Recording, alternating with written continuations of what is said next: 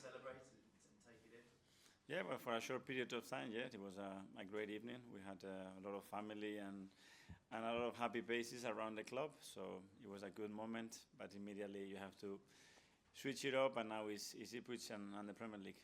What can a win like that do for the confidence and belief of this young team going forward?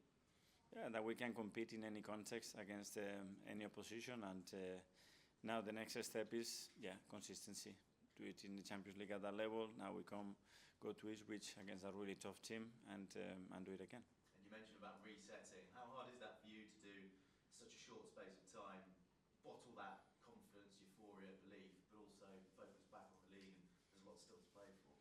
Quite easy. Just review the Madrid game and immediately go to Ipswich and start to do all the preparation and start towards the games. Again, we play against them and what we learned over the last few months since we played them. How can we hurt them, their qualities, and start to do all the preparation towards the game. How are the injuries looking, Jorginho and Calafiori? Yeah, Georgie is not going to be available yet. Still struggling with that incident. And Ricky as well probably is not going to be available.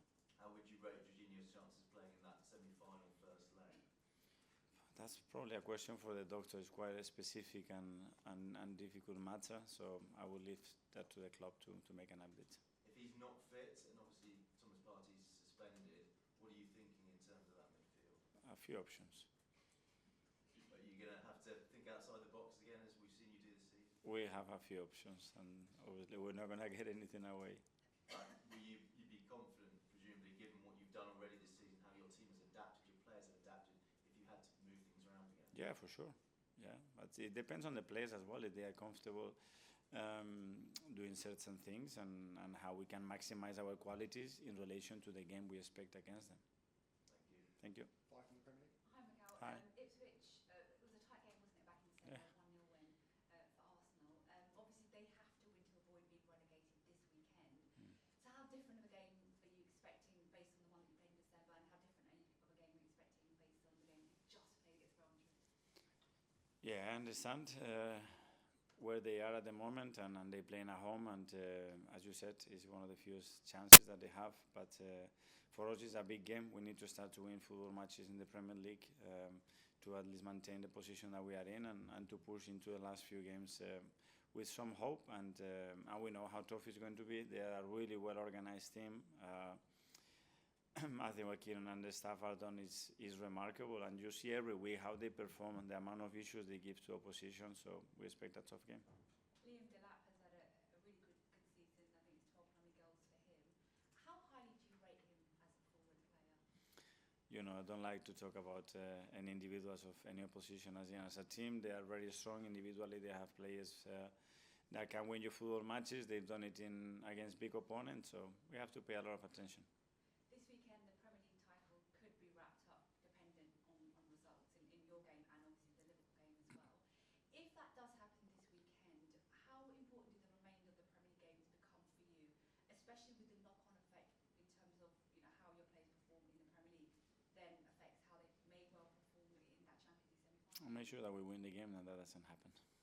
And finally from me, I just wanted to ask about Declan Rice. Obviously, he's on 7 goals, 9 assists in all competitions this season, so that's the same as the whole of last season.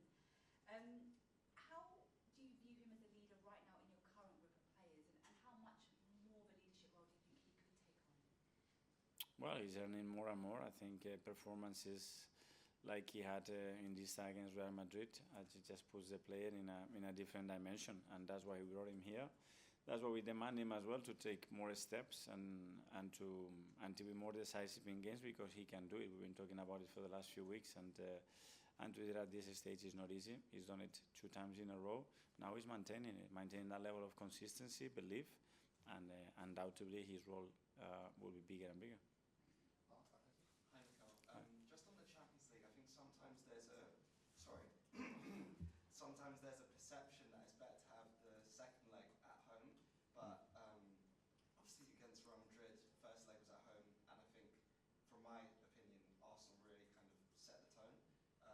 With the semi-finals, first leg's also at home, so do you kind of view that as a similar thing you want to replicate? Because, yeah, I guess neutrals probably would say it would be Yeah, my preference has always been to play the second game at home, but it's what we have at the moment. So learn from it, see what the advantages and the opportunities where they are. I think if any of you watch any football yesterday on European nights, in the second leg is absolutely madness. You can go anywhere. So it's great to learn as well about these kind of scenarios and why these things happen, because it can be very useful for us. And you said on the midfield you have a few options in your head. I was wondering, is Miles one of them? Because obviously we've spoken about him being a left back this year, but he's naturally a midfielder. So would the next few weeks be a good opportunity to give him some minutes in there? It will be down to the availability of players in that moment. So who is available, who is able as well to do that, for how long in games, because as well we had players that they could not play 90 minutes. So once we are closer to that game, we can decide. Tom, Football London. Hi, Mikel. Hi. You mentioned you didn't really want to give much away about how you might replace Partey. You've got these 2 Premier League games before that PSG match. How do you balance perhaps practicing maybe without Partey, but at the same time not giving too much away to PSG about what you might do? As always, a balance, understanding what the priorities are. The priority is one or is another. And then as well, making sure that players are comfortable and feeling the position that they have to play such a big match. But as I said, the priority now is to win games in the Premier League. And just bring it back to the Premier League, the gap between yourselves and now third has closed up with Newcastle in their 2 games in hand. Has that played on your mind something consciously with the last 2 games being draws and trying to get that winning momentum? Yes, for sure, because obviously we were in a much better position, but the last 2 draws has significantly changed that perspective, and as well credit to Newcastle for the form that they are in and the way they've been playing as well. So we need to step up and start to win the games. James, ESPN. Hi, Mikel. Thomas Partey's out of contract this summer. Has there been any progress over a new deal? Yeah, there is progress with all the players. I leave that to Andrea and the club to decide and to talk about. So the intention is to keep him? The intention is very clear. I leave that to Andrea and the club to take steps forwards. Just on Ipswich, obviously they're not relegated yet, but it does look like for the second season in a row, all 3 promoted teams who came up are going to go straight back down. Just wondered what you thought that says about the Premier League, if anything. I mean, the level, the difficulty of staying in this league and as well. But I mean, whatever happens, the way those 3 teams have performed and have created a lot of issues to any of the other teams tells you the level and the steps that everybody has to take, because next season will be harder for sure. Part of it, Gary Neville was talking about this, talking about how part of it is these teams want to play out from the back. They want to kind of imitate the sort of Pep Guardiola style, as if Guardiola's sort of impact on the league as a whole has a kind of negative side as well as a positive. I just wonder what you thought about that. Nothing, I haven't reflected on that, so. Okay, Simon, Standard. Mikel, can I just check with Jorginho that it's the rib issue that he had from that game? And with Ricky, are you more hopeful he might be back for that PSG first leg? If everything goes well, I think so.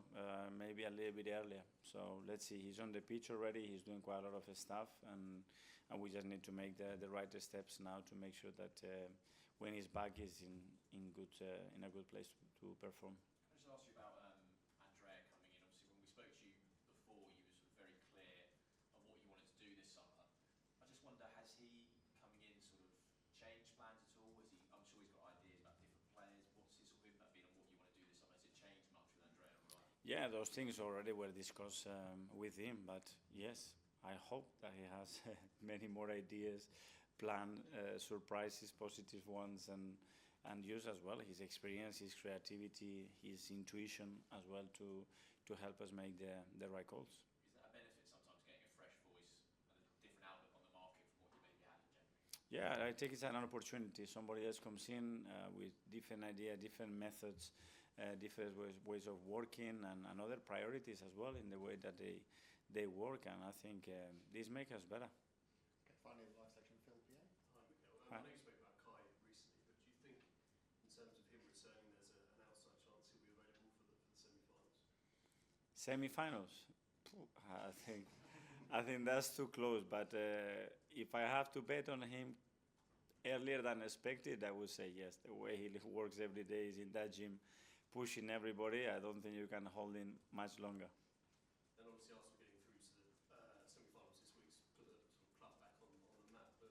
personally for you, does it feel as though it's sort of elevating your own profile, that you're now in the sort of mix as the top managers in Europe?